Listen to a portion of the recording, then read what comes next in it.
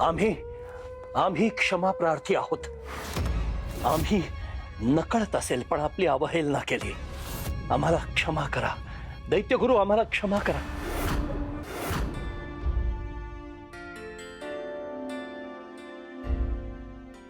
तुझी काय इच्छा आहे सांग, मी ते करेन।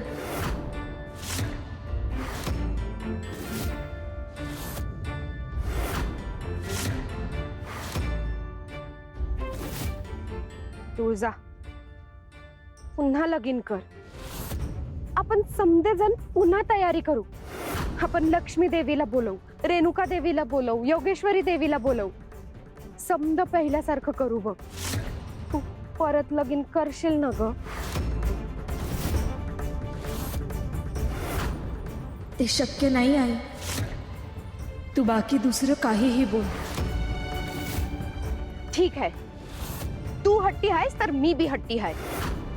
तुला काही बी चालेल ना? मग मी एक सांगितलं तर करशील?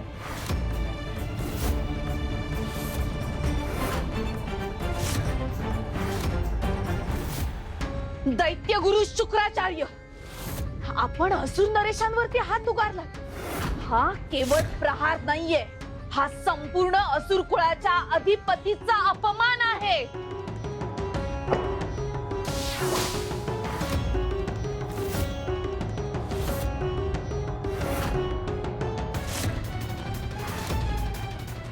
याचा अपमान झाला म्हणतेस? मग ह्यानं जे माझ्याशी वर्तन केलं त्याला काय म्हणशील? असुर नरेशांचा मान कसा ठेवायचा हे तुम्ही आम्हाला सांगू नका असुर सम्राज्ञी। काळाच्या प्रवाहात असे कितीतरी असुर नरेश येताना आणि जाताना आम्ही पाहिलेले आहेत। दैत्यगुरु, तुम्ही जसा अर्थ घेता आहात तसा या सगळ्याचा अर्थ नाही। पुरे आम्हाला समजावण्याचा प्रयत्न करू नकोस महिषासुरा। माझ्यावर अविश्वास दाखवला, माझ्या मागे डाव रचला, माझ्यापासून अनेक गोष्टी लपवून ठेवला। त्याचा अर्थ काय? ज्या योजनेसाठी तुम्ही गुरुचा सल्ला डावललात, ज्या महत्वाकांक्षेपायी तुम्ही चतुर झालात आणि ती योजना कार्यान्वित केली, त्याचं फलित काय? अपयश ना। गुरुदेव, आज मी शांत आहे, कारण मला उत्तर हवी आहेत। अन्यथा माझ्यावर असा रोष व्यक्त करण्याचं धाडस कुणीच केलं नसतं। आणि जोपर्यंत तुळजाच्या विवाहाविषयीचा उलगडा होत नाही तोपर्यंत मी तुमचा प्रत्येक कटू शब्द सहन करायला सिद्ध आहे। दैत्यगुरु शुक्राचार्य, आमच्याकडून अनन्य साधारण मोठी चूक झाली आहे। आपला विश्वास अशा तऱ्हेने डळमळीत करणं योग्य नव्हतं। त्या परिस्थितीमध्ये, त्या क्षणांमध्ये आम्हाला जे योग्य वाटलं ते आम्ही केलं। पण दैत्यगुरु, आपणास त्यापासून अलिप्त ठेवणं ही आमची मोठी चूक होती। आम्ही जे केलं त्याचे परिणाम आमच्या समोर आहेत। कृपाळू व्हा आणि क्षमा करा आम्हाला। कृपाळू व्हा दैत्यगुरु, दैत्यगुरु शुक्राचार्य।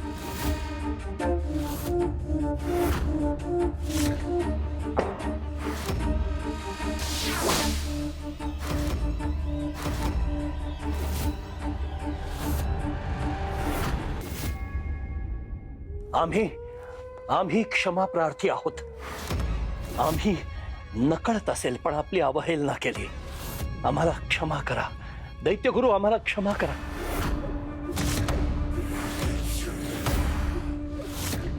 कृपाळू व्हा दैत्यगुरु, कृपाळू व्हा, दया करा।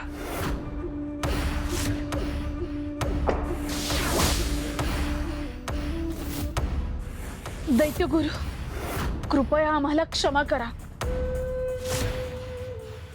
महिषासुरा, असुर कुळामध्ये ज्या विद्या, ज्या तंत्रविद्या, ज्या सिद्धी आज आहेत त्याचा मूळ स्रोत विसरू नकोस.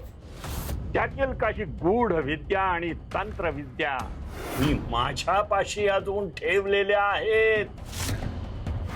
महिषासुरात सामर्थ्य प्राप्त झालं म्हणजे गुरुपेक्षाही आपण चतुर झालेलो आहोत अशा भ्रमात नको राहोत. दैत्यगुरु, विजयाच्या आशेने आम्ही भरकटत गेलो. कृपया आम्हाला क्षमा करा आणि आम्हाला मार्गदर्शन करा. क्षमा मागायला येणं अशक्य आहे.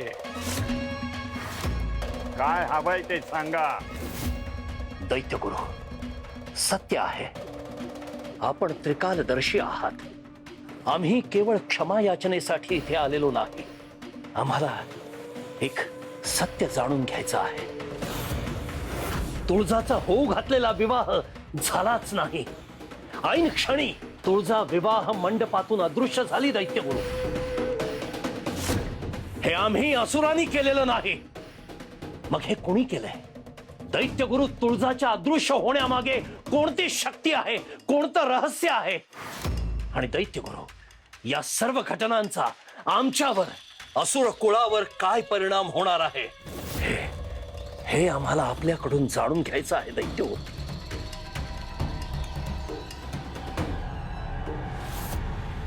आई, सांग काय करू तुझ्यासाठी. तू जे सांगशील ते मी करेन. मग सगळ्यात पहिले महादेवांकडे जा आणि त्यांना समधी गोष्ट समजव. जर त्यांनी तुला माफ केलं तर मी बी तुला माफ करेन. ठीक आहे, तू सांगशील तसं करेन. आणि एवढंच नाही, मला विश्वास आहे की स्वामी आमची बाजू नक्की ऐकून घेतील. तुला नक्की असं वाटतं? आम्ही युगानुयुगे सोबत प्रवास केलाय. आमच्या मनातलं काही न बोलता त्यांना सगळं समजतं. पण मग काल रात्रीच तू त्यांना भेटायला का नाही गेलीस? तुळजा, अगं त्यांचा राग मी पाहिला आहे. समद्यांच्या देखत त्यांना अपमानित वाटलं होतं. पण आई, त्यांच्या डोळ्यात आमच्याबद्दल काळजी पण दिसली असेलच ना? होती की, पण त्यांच्या नजरेत क्रोध जास्त होता. ते म्हणतात ना, समुद्राच्या टोकाला पण महादेवाच्या रागाला अंत नसतो. ते काल मी प्रत्यक्षात पाहिलं आहे. आता तुला कुठं सांगत बसू. पण एक सांग तुझा, तू बी त्यांच्या क्रोधाला घाबरूनच काल रातच्याला त्यांना भेटायला गेली नव्हतीस ना?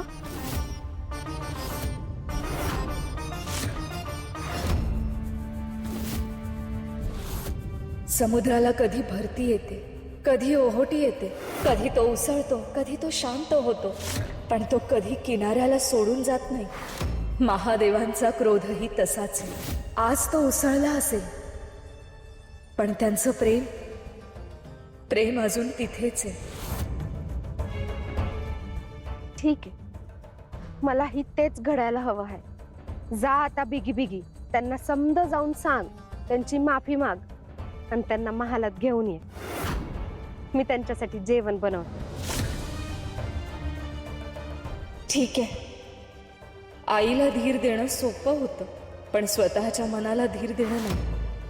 मी तिला सांगितलं की महादेव नक्की समजून घेतील, पण खरंच तसं होईल का मला माहित नाही. काय झालं? काही नाही आई, मी स्वामींना घेऊन येईन. ठीक आहे. एकदा का महादेव आले की तुळजा लगीन कशी करत नाही बघतेच मी.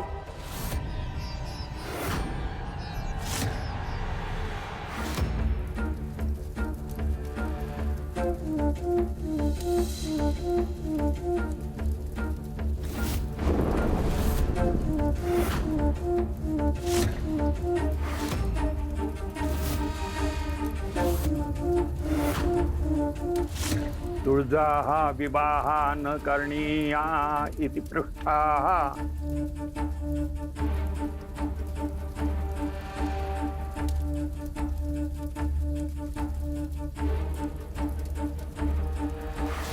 तरीही आम्ही असुर नरेशांना सांगत होतो की वार्ता शोधून काढायचा कुठला तरी वेगळा मार्ग आपण शोधून काढायलाच हवा. पण नाही, दैत्यगुरु दैत्यगुरु आणि दैत्यगुरु.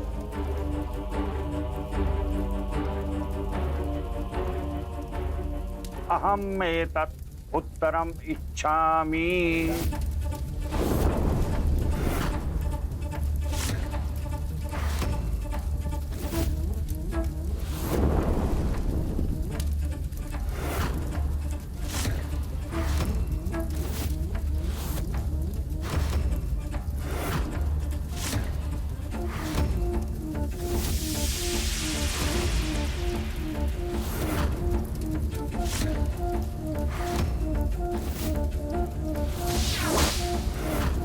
असुर नरेश,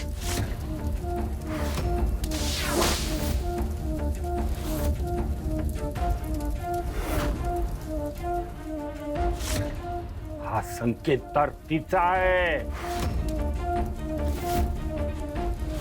दैत्यगुरु तिचा म्हणजे कुणाचा? हा संकेत कुणाचा आहे?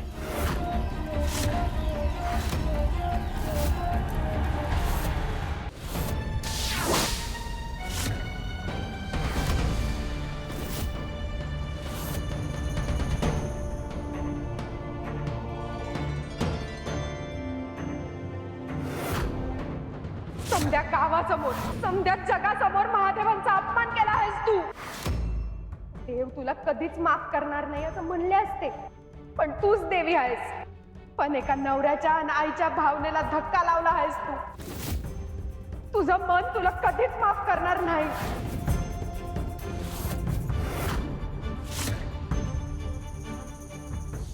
आम्हाला वाटतंय आजची रात्र इकडेच थांबावं. महादेवांच्या मनातलं वादळ जरा शांत होऊ दे. खवळलेल्या समुद्रात उतरायची घाई करायची नसते. की तुलाच भीती वाटते? की समुद्राने यावेळी तुला किनारा मानणं सोडून दिलं असेल तर? असं काही नाहीये. कालपासून जे घडलंय त्याने मी थकले. प्रत्येक युद्ध तलवारीने लढायचं नसतं. काही युद्धांसाठी मनाला विश्रांती द्यावी लागते. किती सहज खोटं बोलतेस तू स्वतःशी. मी खोटं बोलत नाहीये. असुरांना सामोरं जाताना तू क्षणभर देखील विचार करत नाहीस. मृत्यूच्या दारात उभं राहण्याची तयारी ठेवतेस. संपूर्ण विश्वाचा भार खांद्यावर घेतेस. परंतु तू ज्या व्यक्तीवर सर्वाधिक प्रेम करतेस, ज्या व्यक्तीच्या डोळ्यात तुला तुझं प्रतिबिंब दिसते, त्याच्या समोर उभं राहण्याची वेळ आली तर तू उद्याची वाट बघतेस. असुर आणि महादेव यात फरक आहे. हाच तर मुद्दा आहे. असुरांच्या हातात शस्त्र असतं आणि महादेवांच्या हातात तुझं हृदय. म्हणूनच तू विलंब करतीयस. कारण तुला क्रोधाची भीती नाही, वेदनेची आहे. मला माझ्या प्रेमावर विश्वास आहे. मग त्या प्रेमासमोर उभं राहायला एवढा विलंब का? कारण काही जखमा भरून येण्यासाठी वेळ द्यावा लागतो. की काही नजरांच्या समोर जाण्याचं धैर्य गोळा करण्यासाठी? तुळजा, नदी समुद्रापासून दूर जाऊ शकते. नदीच्या प्रत्येक वळणाला समुद्राची ओढ असते आणि तुझी अवस्था सध्या तशीच झाली आहे. आणि समुद्राला देखील माहीत असतं की नदी शेवटी परत त्याच्याकडेच परतणार आहे. परंतु प्रत्येक नदीला समुद्र मिळतोच असं नाही. काही नद्या वाटेतच वाळून जातात. आमचं नातं नदी समुद्राचं नाही. मग आमचं नातं भरती ओहोटीचं आहे. एक मागे सरकते तर दुसरी पुढे येते.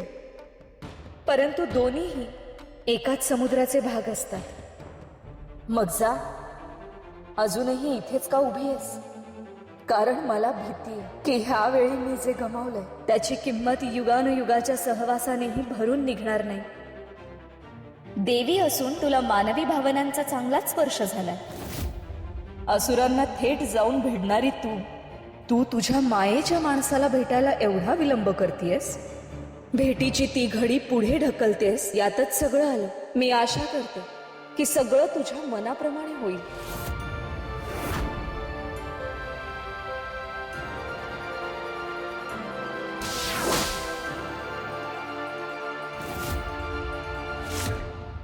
दैत्यगुरु, या सगळ्या संकेतांचा अर्थ काय आहे? हे संकेत कसले आहेत? कुणाचे आहेत? ज्यांनी प्रत्यक्ष माझ्यावर आक्रमण केलंय. दैत्यगुरु, हे काम त्या तुळजाचं तर नसेल ना? हा संकेत तुळजाचा नाही, हा संकेत आदिशक्तीचा आहे.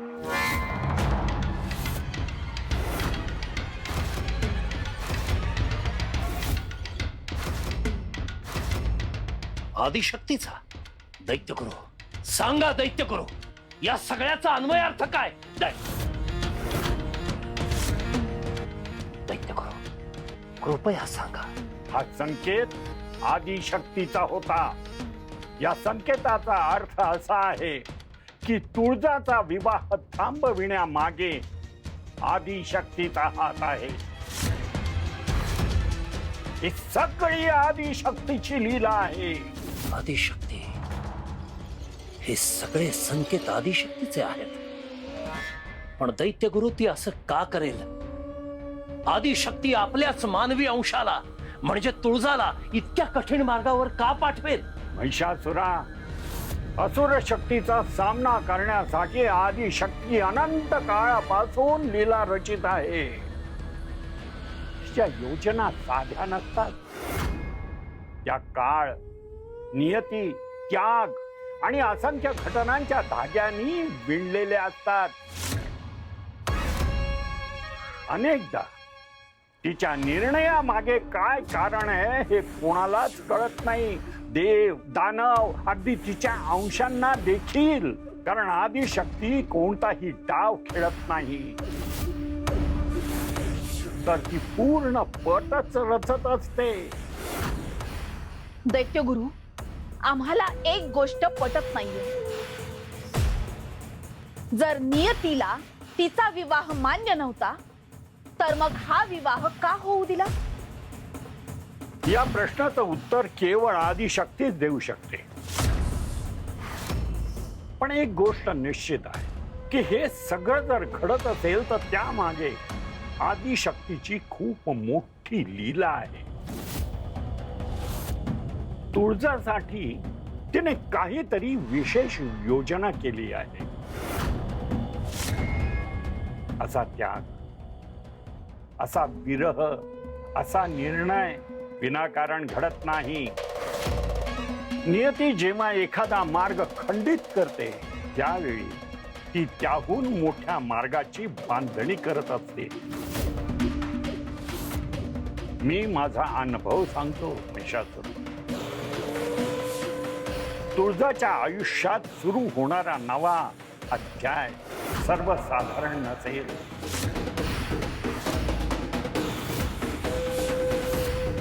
कुठला अध्याय दैत्यगुरु? कुठला अध्याय?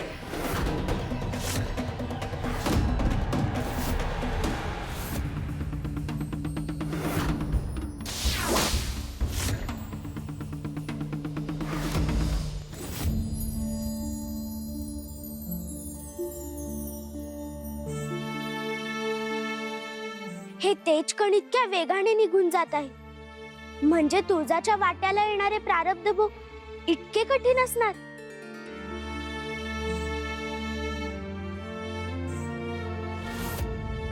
हे तेज कण केवळ प्रकाश नाही मूळ माया.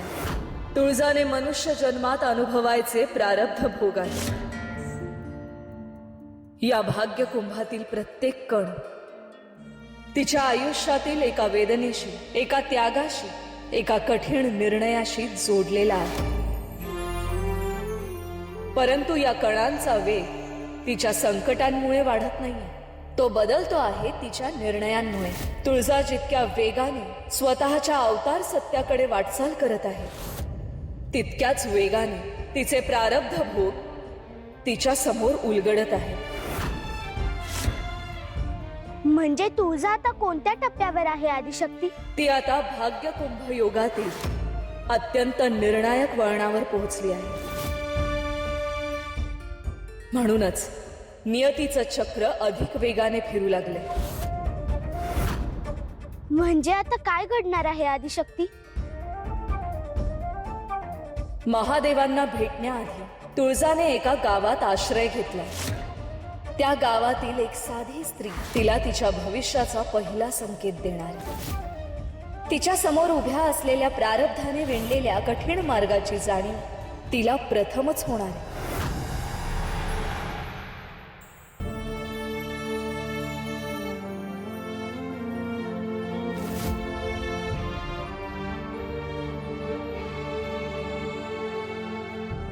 आजी, आत येऊ का? काय ग, लय लांबून आलीस वाटतं.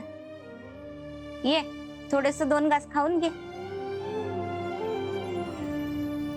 महादेव जेवले असतील ना?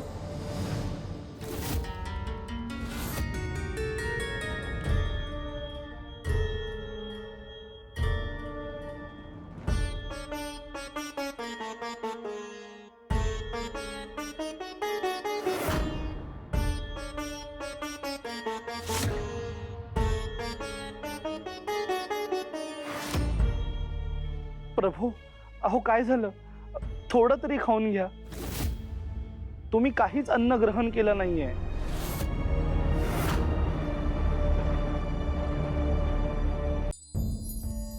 घे, थोडस खाऊन घे.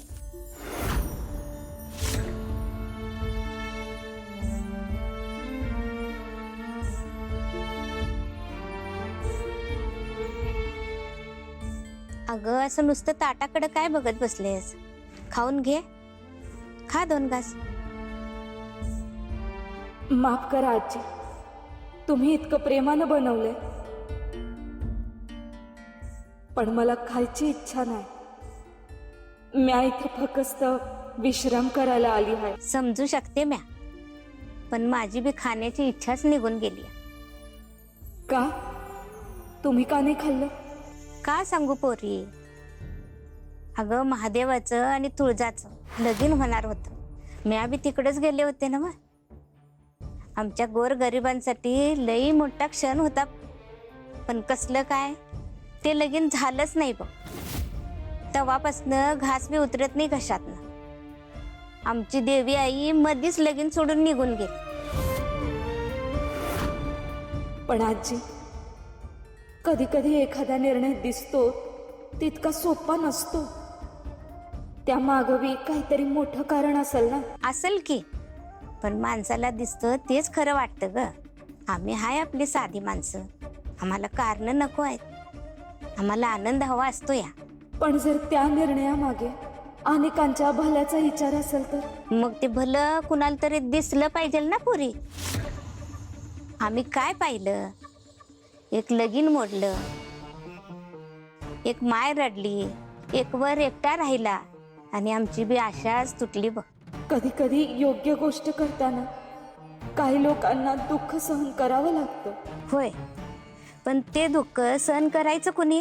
नेहमी गोरगरीब माणसानीच का? तुळजादेवीला असेल मोठं लेखार, मानते बी त्याने, पण आमच्या मनाला कोण समजावणार ग? महादेवांचा चेहरा पाहिलाय का कुणी? गंगाईची अवस्था काय झाली पाहिलं कुणी? गावकऱ्यांच्या डोळ्यातलं पाहिलं का पाणी कुणी? म्या तर पहिल्यांदाच बघणार होते समद्यांना. देवीची योगिनी दिसली, देवीची आई बी दिसली, महादेव दिसले, आणि देवीच नाही दिसली. देवांची लीला लई मोठी असते म्हणतात, पण त्या लीलेत आमच्यासारख्या माणसाचं काळीच बी असतं या. ते इसरून चालणार नाही देवासनी.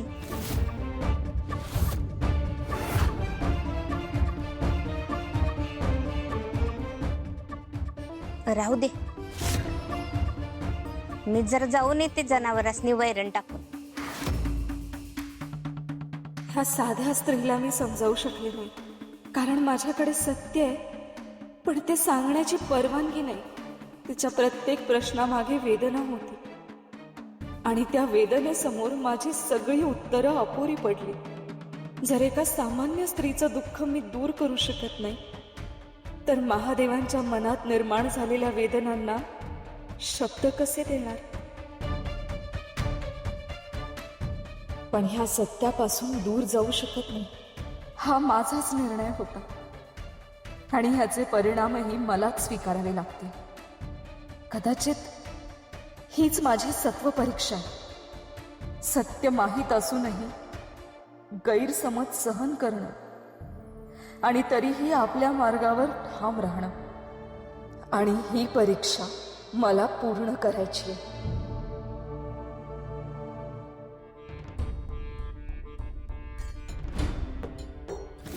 नंदी, स्वामी, माते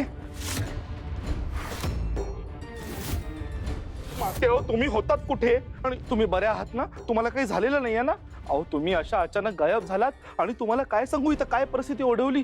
महादेव तर किती चिंतित झाले होते. ते साऱ्या दिशांना तुमचा शोध घ्यायला गेले. त्यांनी सारी सृष्टीच पालती घातली. एका क्षणी तर ते महिषासुराचा अंत करायला गेले होते. त्यांनी नंदी शांत हो. आम्ही पूर्णपणे ठीक आहोत. आम्हाला माहिती आहे आमच्यामुळे सगळ्यांना त्रास झाला. आम्हाला सांग, स्वामी कुठे आहेत?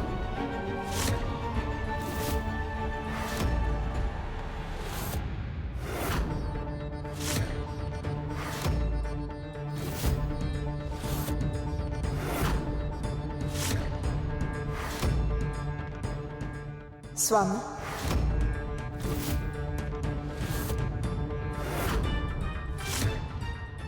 स्वामी,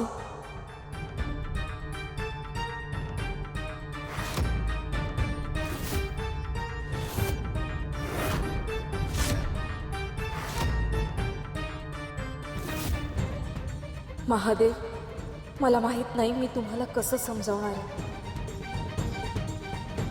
तुमच्या चेहऱ्यावरील क्रोध मला स्पष्ट दिसतोय. तरीही मी तुमची समजूत काढायला आले, कारण आज सत्य सांगणं महत्वाचं.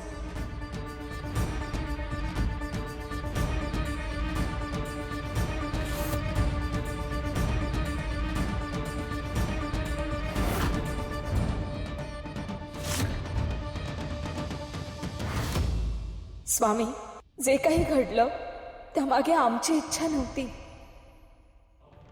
हे नियतीने घडवून आणले.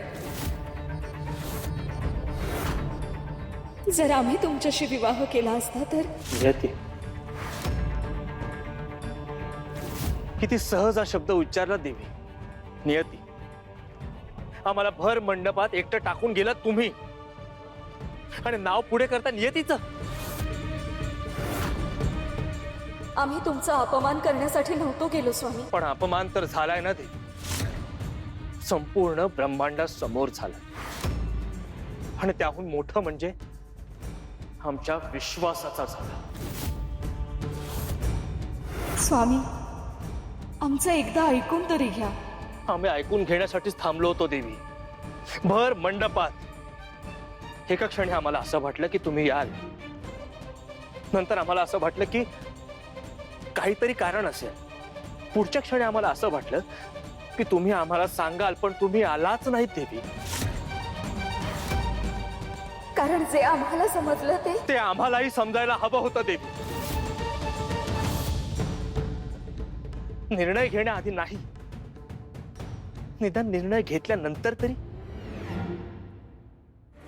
त्या क्षणी आमच्याकडे वेळ नव्हता. तो आमच्यासाठी कधीच नव्हता. स्वामी, हे अन्यायकारक आहे. अन्याय? अन्याय हा शब्द तुम्ही वापरताय देवी. तिच्यामुळे आमच्या हाताला हे हळकुंड बांधलं गेलं. तिने आमच्या डोळ्यात संसाराचं स्वप्न दिलं आणि एका क्षणात सर्व काही हिरावून घेतलं. ती आम्हाला अन्याय शिकवते. स्वामी, तुम्हाला वाटतंय हा निर्णय आम्ही हसत हसत घेतलाय? तुम्हाला वाटतंय आम्हाला ह्याचा त्रास नाही झालाय? त्या मंडपातून निघताना आम्ही केवळ तुम्हाला मागे सोडलं नाही स्वामी, आम्ही स्वतःचं सुख मागे सोडलंय. मग आम्हाला का नाही सांगितलं देवी?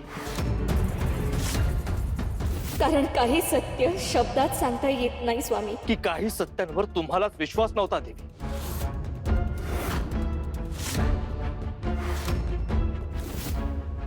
एका प्रश्नाचं उत्तर द्या देवी. तुम्ही काल रात्री महालात परत आलात? हो, गंगाईला भेटलात, हो पद्माला भेटलात, हो मग आम्हाला का नाही भेटला देवी?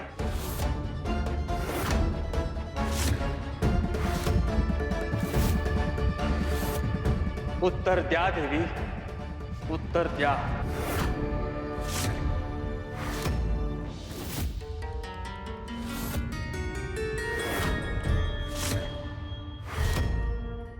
आम्हाला आमचं उत्तर मिळालं देवी.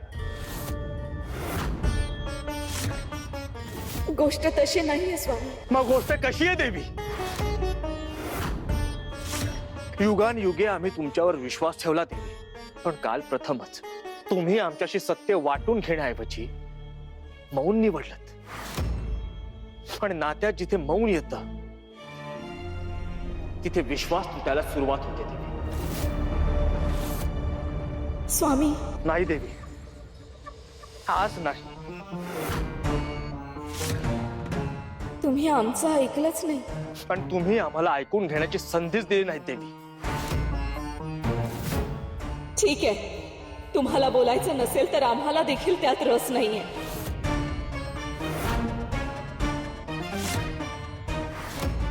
जर तुम्हाला तुमच्या वेदनेशिवाय काही दिसत नसेल तर नका थांबू. आम्हाला वाटलं होतं या जगात आम्हाला सगळे दोष देतील, परंतु तुम्ही आमच्या मनापर्यंत पोहोचाल. परंतु तुम्हाला तुमचा क्रोध अधिक प्रिय आहे. परंतु एक गोष्ट लक्षात ठेवा स्वामी, प्रेमाला जाब विचारण्याचा अधिकार असतो, परंतु समोरच्याचं म्हणणं न ऐकता त्याला दोषी ठरवण्याचा नाही. आणि विश्वास तुटला की त्याची वेदना कोणत्याही शस्त्राच्या घावापेक्षा जास्त खोल असते देवी.